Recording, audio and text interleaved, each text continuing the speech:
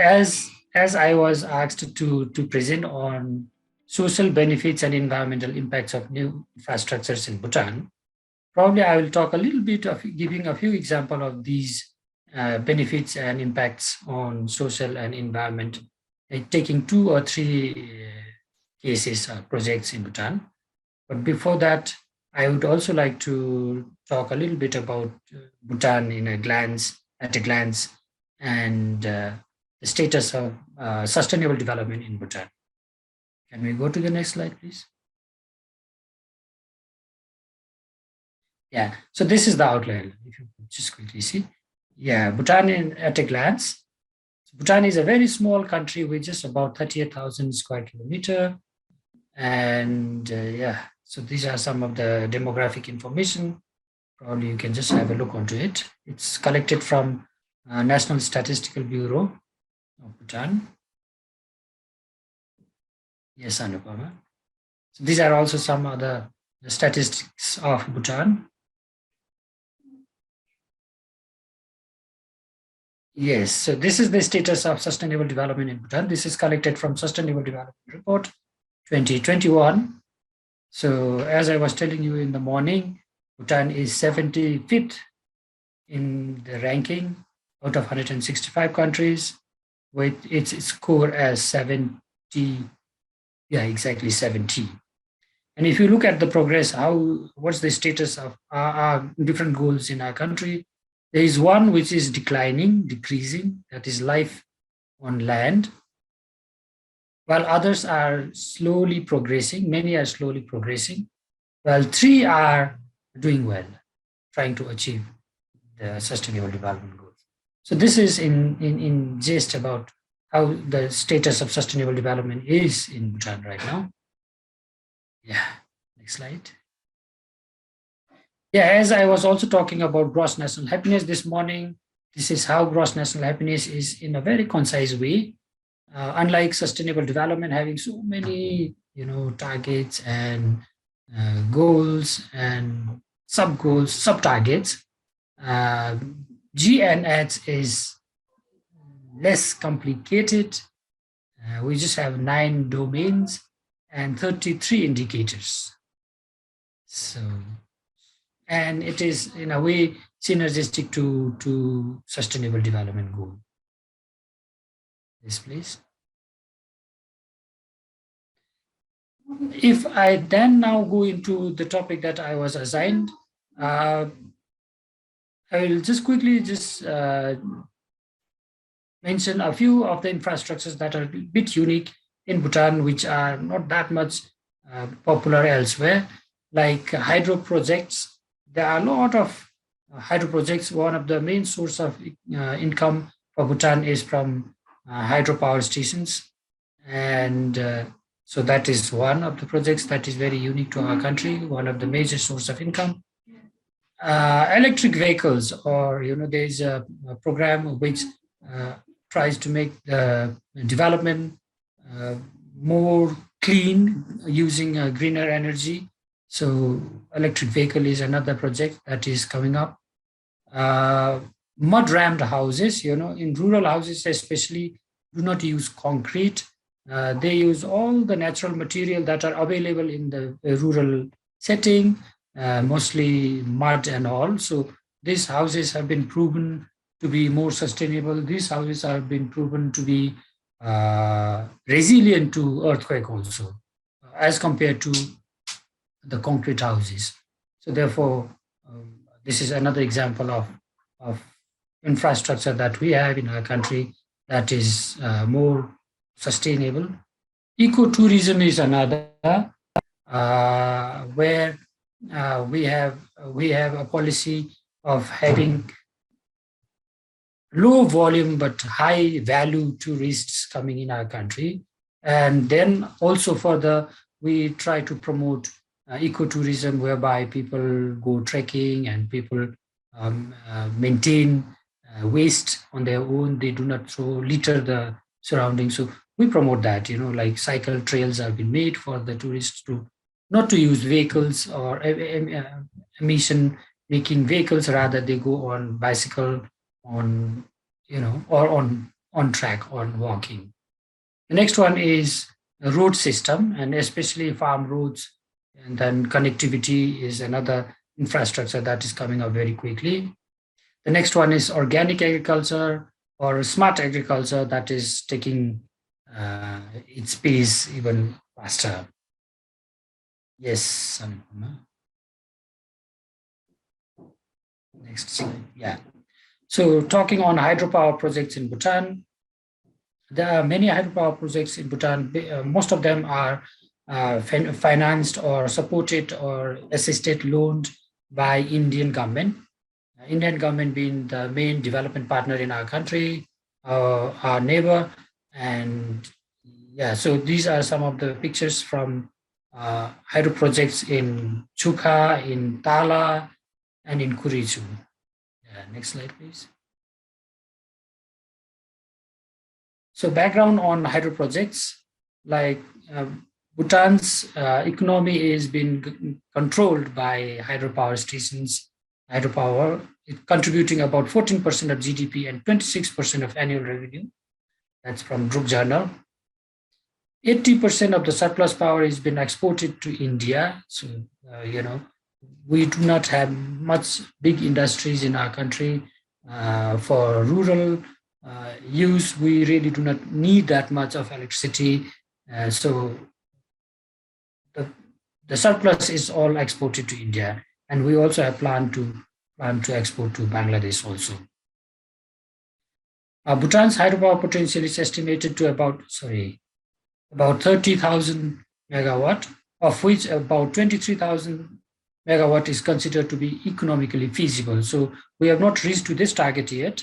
We are constructing more of hydropower projects, and then hopefully we will construct as much as hydro projects that can make about 23,000 megawatt of electricity, which would be then the Bhutan would be economically stable with the export of electricity. Yeah. In recent development, there are some projects like Mangdichu hydropower project, Mangdichu plant, which produced 720 megawatts, which has recently been completed in 2019, and it is the most cost-effective power plant in South Asia. So they have also received an award as the most cost-effective power plant being built. In pipeline, we have Purna Changchu Hydropower Project 1 and Purna Changchu Hydropower Project number 2. Similarly, Nikachu and Kholongchu are the four projects that will provide an additional 2,000 megawatt of electricity very soon. Purna Changchu 1 and Purna Changchu 2 have been delayed mostly because of these COVID problem. Very recently now also we are in a state of lockdown, and that's because there was an outbreak of people working in the projects been tested positive very quickly, and therefore everything has been halted. So this is a glitch in our progress. But then the proposed 2,500 megawatt Sunkos project is yet to be started, but we have already received grant money from the partnership with India. It's a partnership between Bhutan and India that has been signed in 2017, and shortly it should be started. In one of the press briefing made by the economic minister, they said, let COVID go down and then they will quickly pick up. That is what we have heard about the Sunkos project. Yes, please. Now, social benefits of hydro projects. I think many of us, we really don't need to look at this slide, but we, hydro project being a green energy source, there would be a lot of social benefits that we would achieve. It would prevent climate change. It would not, we can substitute to cleaner energy. We don't need to use thermal plants, or firewood would be reduced in villages. So the people working in kitchen, they don't need to inhale that smoky, soothe.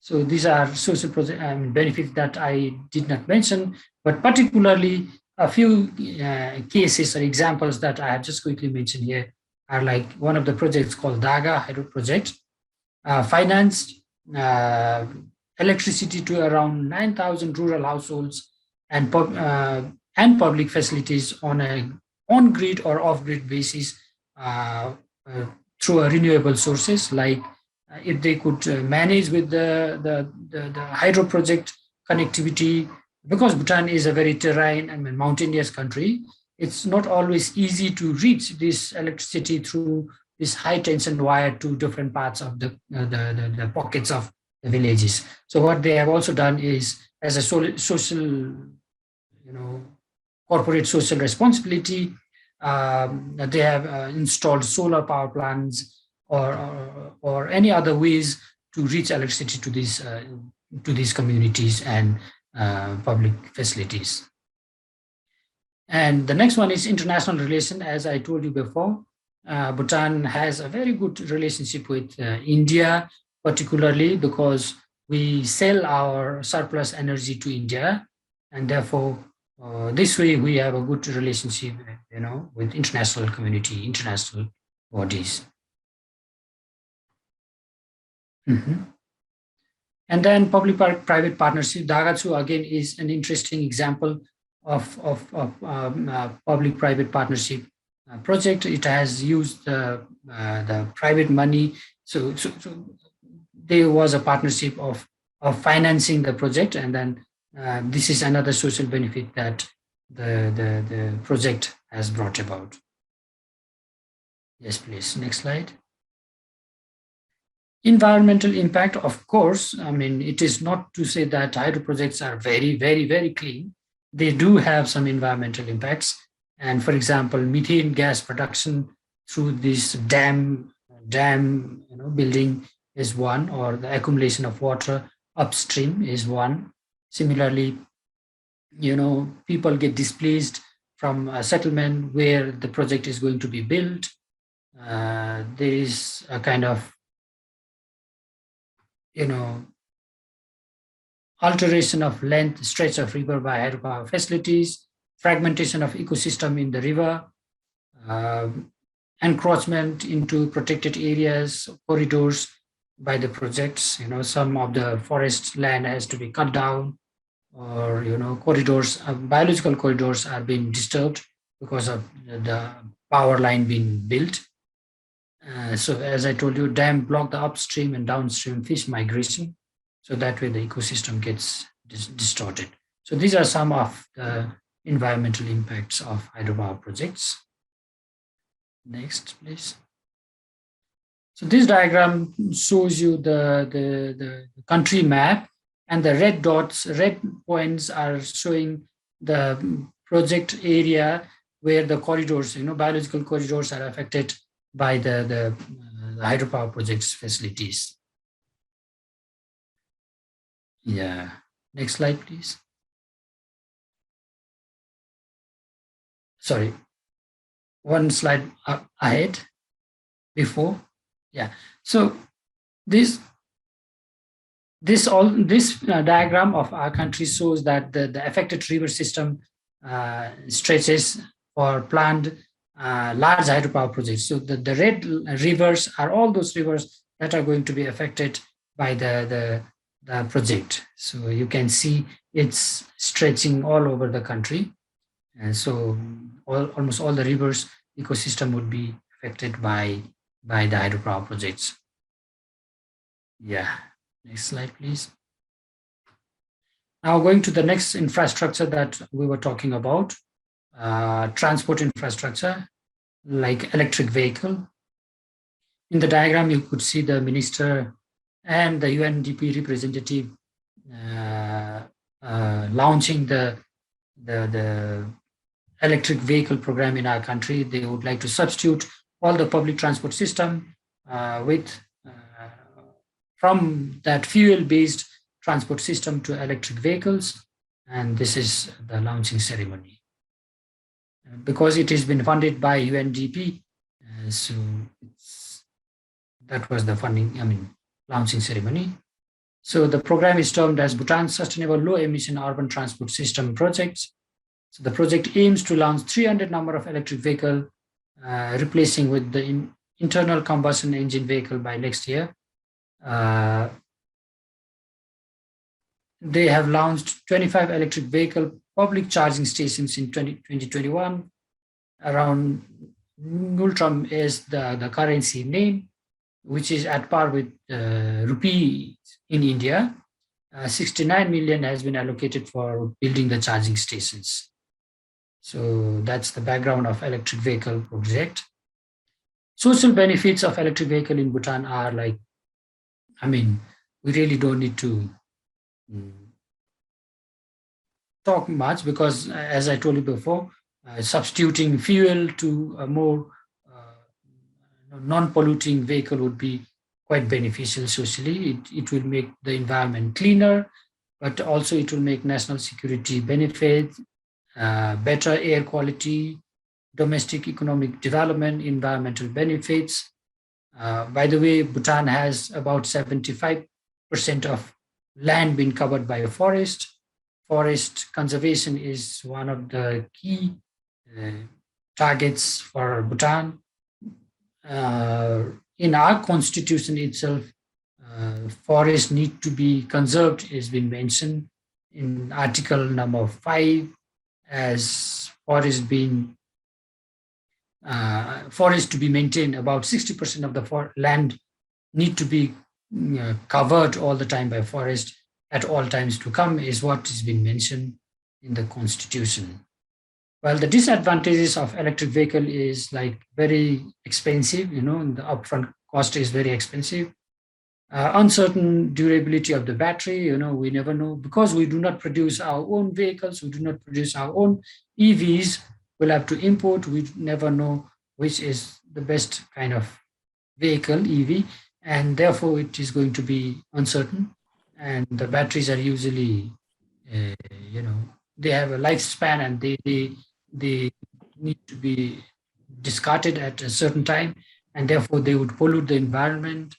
And then cost and skill required to install those installation infrastructure, charging stations, and all would be quite expensive again. Next slide, please.